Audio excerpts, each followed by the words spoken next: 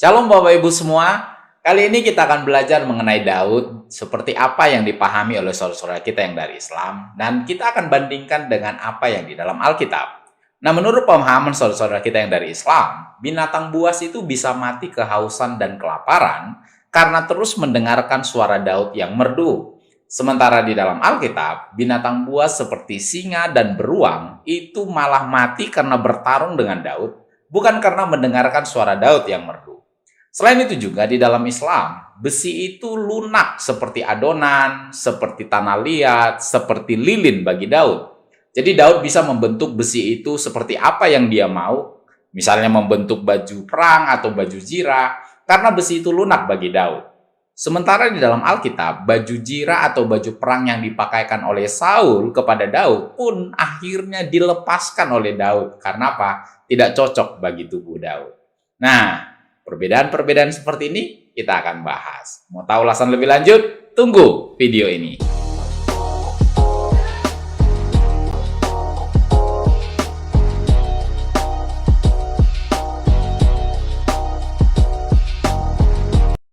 Kita akan dibantu oleh beberapa literatur Bapak Ibu. Literatur yang pertama adalah Tafsir Al-Qurtubi. Yang kedua adalah Al-Hafiz Ibnu Katsir Kisah Para Nabi dan Rasul. Dan yang ketiga adalah Tafsir Fathul Qadir. Nah, kita lihat dulu di dalam literatur ini tentang suara Daud yang merdu. Daud alaihissalam dikaruniai suara yang dapat membuat binatang-binatang liar dari gunung-gunung berkumpul karena suaranya yang bagus. Bahkan air yang sedang mengalir pun berhenti karena mendengar suaranya. Literatur selanjutnya, Al-Auza'i berkata, Abdullah bin Amir bercerita kepadaku, ia berkata, Daud telah diberi suara yang bagus yang belum pernah diberikan kepada siapapun, sampai-sampai ada burung dan hewan buas berhenti di sekelilingnya dan meninggal karena kehausan dan kelaparan karena mendengarkan suara merdu. Bahkan sungai-sungai berhenti mengalir karena mendengar suaranya. Nah, dalam literatur yang lain, Wahab bin Munahbi berkata, tak seorang pun yang mendengar suaranya Daud kecuali menari-nari seperti orang yang berdansa. Ketika Daud sedang membaca kitab Zabur dengan suara yang belum pernah terdengar sebelumnya, maka jin, manusia, burung, dan hewan-hewan berhenti karena mendengar suaranya. Bahkan ada yang meninggal karena kelaparan.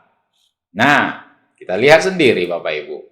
Binatang-binatang pun ada yang meninggal kelaparan karena mendengarkan suara Daud yang merdu. Sementara di dalam Alkitab, Daud itu bertarung melawan singa dan beruang demi menjaga domba-domba yang dia gembalakan.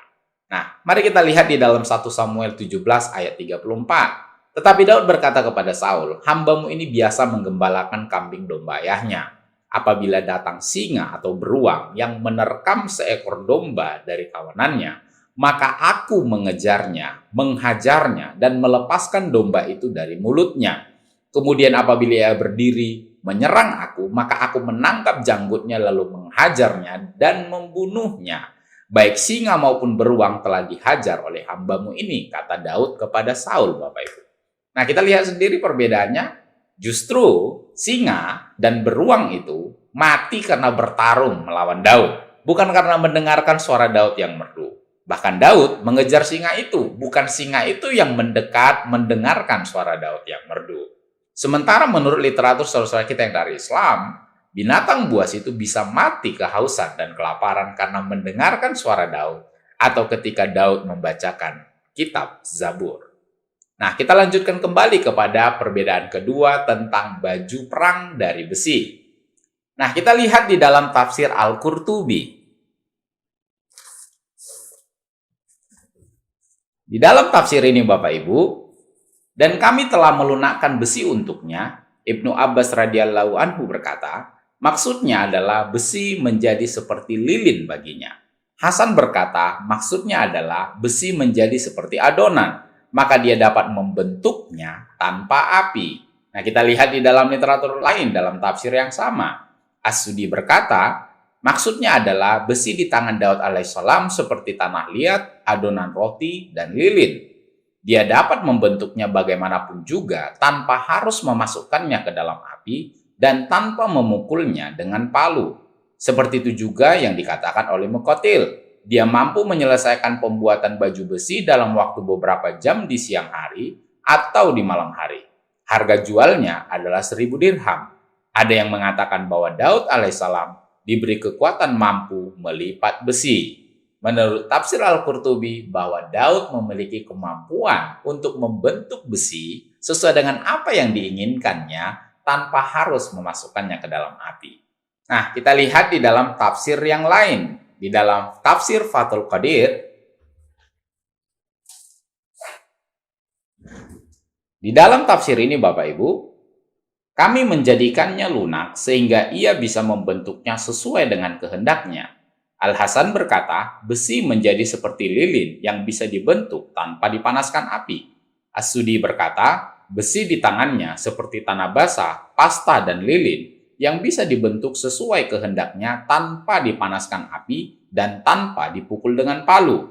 Demikian juga dengan dikatakan oleh Muqatil, Daud bisa menyelesaikan pembuatan baju tameng besi hanya pada sebagian hari saja. Nah, kita sudah lihat tadi Bapak Ibu, beberapa literatur Islam katakan bahwa di tangan Daud, besi itu seperti lilin, seperti tanah basah, seperti pasta, dan seperti adonan yang dapat dibentuk sesuai dengan keinginannya tanpa harus dimasukkan ke dalam api.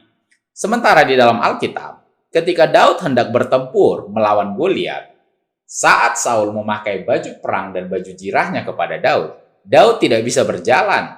Akhirnya, Daud melepaskan baju jirah Saul itu dan dia bertempur tanpa menggunakan baju perang. Nah, itu bisa kita lihat di dalam 1 Samuel 12 ayat 38 sampai 39. Lalu Saul mengenakan baju perangnya kepada Daud, ditaruhnya ketopong tembaga di kepalanya, dan dikenakannya baju jirah kepadanya. Lalu Daud mengikatkan pedangnya di luar baju perangnya, kemudian ia berikhtiar berjalan, sebab belum pernah dicobanya. Maka berkatalah Daud kepada Saul, "Aku tidak dapat berjalan dengan memakai ini, sebab belum pernah aku mencobanya." Kemudian ia menanggalkannya. Jadi Bapak Ibu, kita sudah tahu perbedaan Daud yang dipahami oleh saudara-saudara kita yang dari Islam dengan Daud yang kita kenal di dalam Alkitab atau Tanakh. Bagaimana tanggapan Anda? Silakan tuliskan komentar Anda tentang video ini. Dukung terus pelayanan channel Tidak Biasa, channel edukasi Kristen dan Murtadin bagi kemuliaan Kristus di Indonesia maupun di bangsa-bangsa. Semoga menjadi berkat. Tuhan Yesus memberkati.